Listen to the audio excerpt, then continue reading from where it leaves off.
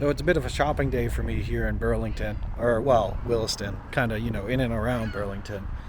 But while we were out, I was like, I want to explain the differences between Apple, Mac, and, Apple and Mac are the same thing, Microsoft, and Chromebooks. So join me while I go around different stores. I know they're big box stores, but they're where we were today, and I'll explain the difference.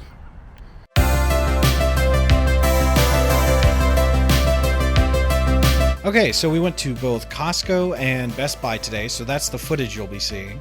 Now, just real quick, I use some words interchangeably. So, Apple and Mac are basically the same thing.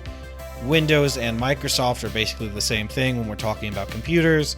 And a Chromebook is made by Google. With that out of the way, I'm going to go real fast over why you should get different operating systems or what makes them unique.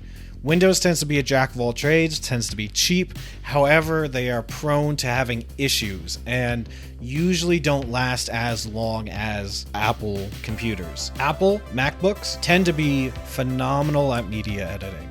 And especially the new MacBooks with the, I think, M1 chip that Apple's designing in-house, those things are mind-blowing how fast they can get through media. That said, often Apple's very expensive and, in my opinion, more expensive than it's worth sometimes. Lastly, Chromebooks. If you have kids, you'll probably be familiar with this one.